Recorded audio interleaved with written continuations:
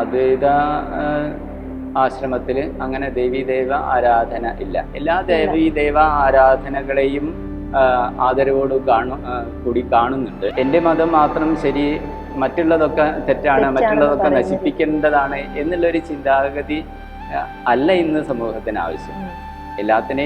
എല്ലാത്തിലെയും നന്മയെ സ്വീകരിച്ച് എല്ലാ സർവചരാചരങ്ങൾക്കും അതിൻ്റെതായിട്ടുള്ളൊരു സ്ഥാനം കൊടുക്കുന്നൊരു സമൂഹം, ശാശ്വതമായിട്ടുള്ള സത്യങ്ങളും കാലത്തിനനുസരിച്ച് പരിഷ്കരിക്കേണ്ട ആചരണങ്ങളും, അതാണ് ശ്രുതിയും സ്മൃതിയും എന്ന് പറഞ്ഞത്.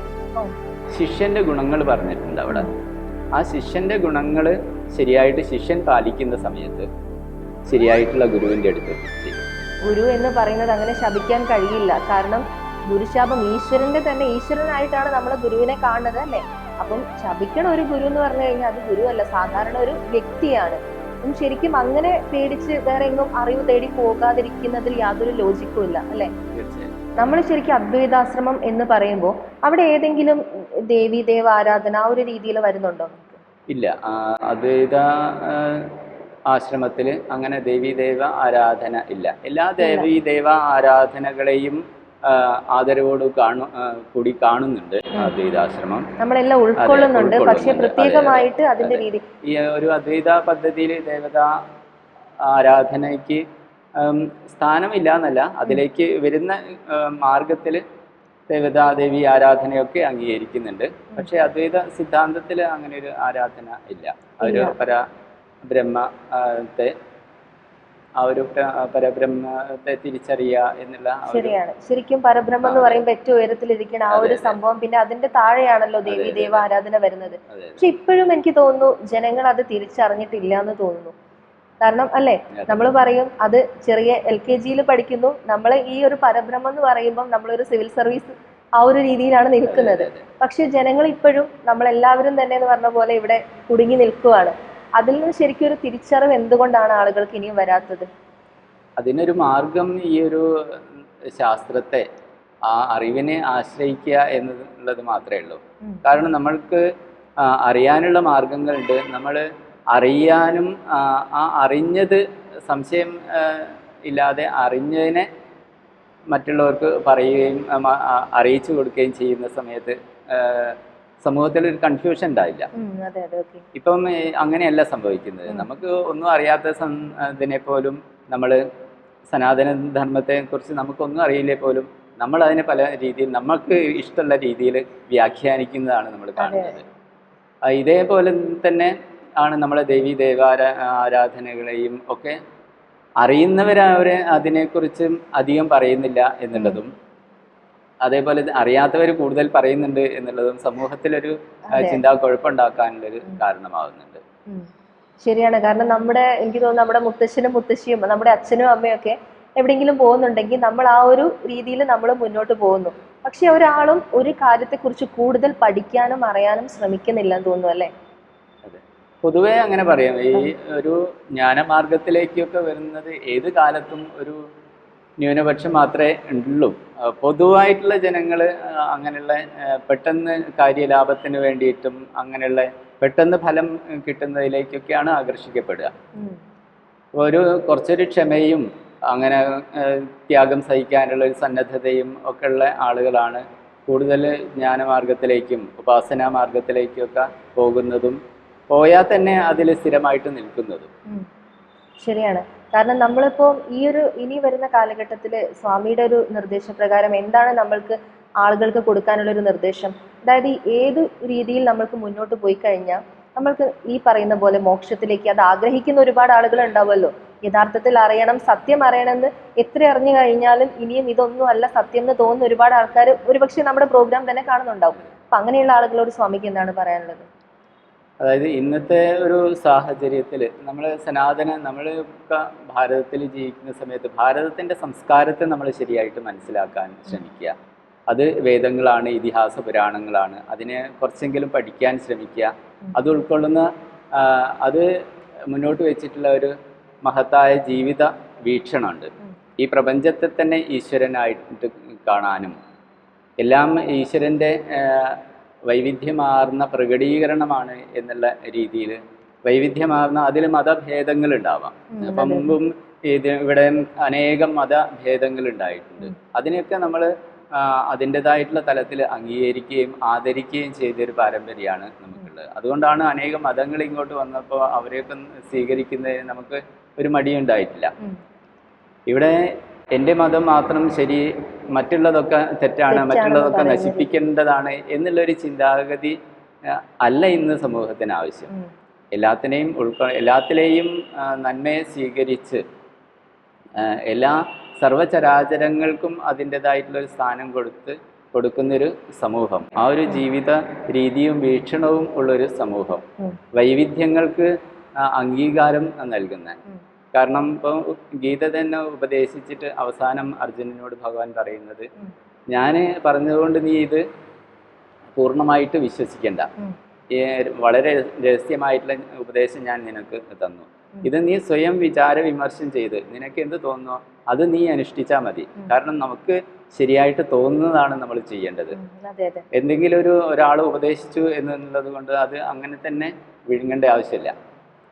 ആ ഒരു വീക്ഷണം, സ്വാതന്ത്ര്യം അങ്ങനെ ഉണ്ടാവുന്ന സമയത്തെ പുതിയ പുതിയ ആശയങ്ങളും പഴയ ആശയങ്ങളിൽ തന്നെ നവീകരിക്കേണ്ട എന്തെങ്കിലും ഉണ്ടെങ്കിൽ അതിനൊക്കെയുള്ള സ്വാതന്ത്ര്യം സനാതനധർമ്മത്തിനുണ്ട്. അതാണ് സനാതനധർമ്മത്തിൻ്റെ ശാശ്വതമായിട്ടുള്ള സത്യങ്ങളും കാലത്തിനനുസരിച്ച് പരിഷ്കരിക്കേണ്ട ആചരണങ്ങളും. അതാണ് ശ്രുതിയും സ്മൃതിയും എന്ന് പറഞ്ഞത്. സ്മൃതി എന്ന് പറഞ്ഞാൽ കാലത്തിനനുസരിച്ച് പരിഷ്കരിക്കപ്പെടേണ്ട ആശയങ്ങളാണ്. അപ്പോൾ അത് കാലത്തിനനുസരിച്ച് മാറ്റങ്ങൾ വരണം. അതാണ് ഇന്നത്തെ സമൂഹത്തിന് ആവശ്യം. അത് പരിഷ്കരിക്കേണ്ടത് അറിവുള്ള ആചാര്യന്മാരാണ്. ഓരോ സമൂഹത്തിൻ്റെയും അവർ അംഗീകരിക്കുന്ന ആചാര്യന്മാരുണ്ടല്ലോ, അറിവുള്ള ആചരണ നിഷ്ഠന്മാരായിട്ടുള്ള ആചാര്യന്മാരാണ്. ആരെങ്കിലും പറയുന്നതിനനുസരിച്ച് പരിഷ്കരിക്കേണ്ടതല്ല. അത് അപ്പോൾ ആ സമയത്ത് മാത്രമേ അത് ശരിയായിട്ടുള്ള ദിശയിലേക്ക് പോവുള്ളൂ. നമ്മൾ ശരിക്കും ഒരു ഗുരുവിൻ്റെ അടുത്ത് എത്തുമ്പോൾ അത് എങ്ങനെയുള്ള ഗുരു ആണെന്ന് പരീക്ഷിച്ച് വേണം അവിടെ നിൽക്കുക എന്ന് പറയും. കാരണം നമ്മൾ തിരിച്ചറിവ് ഉണ്ടായതിനു ശേഷം അങ്ങനെ നമുക്ക് എങ്ങനെ തിരിച്ചറിയാൻ പറ്റും ഒരു യഥാർത്ഥ ഗുരുവിൻ്റെ അടുത്ത് നമ്മൾ എത്തിക്കഴിഞ്ഞാൽ? അതെ, ഗുരുവിനെ ഒരിക്കലും നമുക്ക് മനസ്സിലാക്കാൻ കഴിയില്ല. കാരണം നമ്മളൊക്കെ മനസ്സിലാക്കുന്നത് നമ്മളെ തലത്തിൽ വെച്ചാണ്, നമ്മൾ മനസ്സിലാക്കിയ തലത്തിൽ വെച്ചാണ്. അവിടെ പറയും നമുക്ക് ഏകമായിട്ടുള്ള ആശ്രയിക്കാനുള്ളത് ശിഷ്യൻ്റെ ഗുണങ്ങൾ പറഞ്ഞിട്ടുണ്ട് അവിടെ. ആ ശിഷ്യൻ്റെ ഗുണങ്ങൾ ശരിയായിട്ട് ശിഷ്യൻ പാലിക്കുന്ന സമയത്ത് ശരിയായിട്ടുള്ള ഗുരുവിൻ്റെ അടുത്ത് എത്തിച്ചേരും. അല്ലാത്ത സമയത്ത് നമുക്ക് ബുദ്ധിപരമായിട്ട് ഒരിക്കലും മനസ്സിലാക്കാൻ കഴിയില്ല, ഗുരുവിനെ അളക്കാൻ നമുക്ക് ഒരിക്കലും കഴിയില്ല.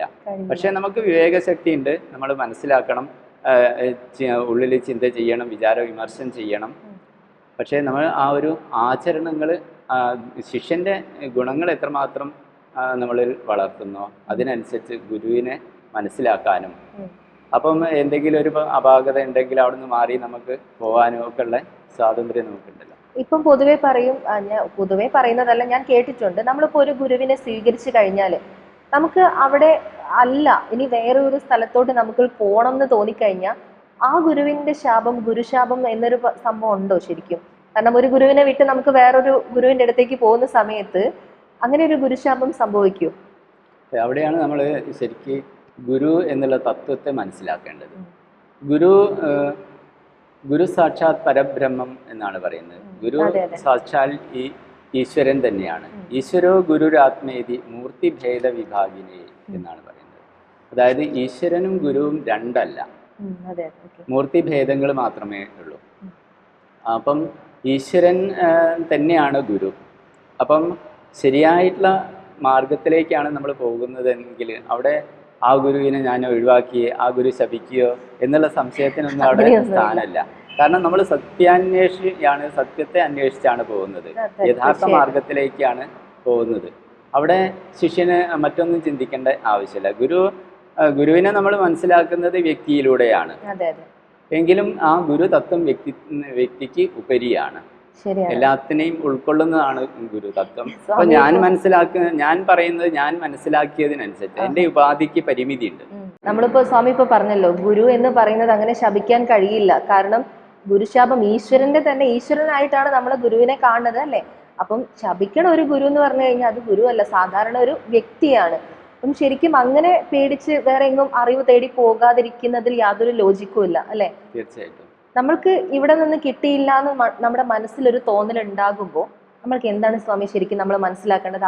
അറിവ് ഇനിയും കിട്ടാനുണ്ടെന്നല്ലേ? തീർച്ചയായിട്ടും നമുക്ക് അതിനുള്ള മാർഗം തേടി പോകണം. കാരണം ഒരു ഗുരു ശപിക്കുക എന്ന് പറഞ്ഞാൽ ശപിക്കാൻ അങ്ങനെ തോന്നുന്നുണ്ടെങ്കിൽ അതിൽ ഗുരുത്വം ഇല്ല എന്ന്.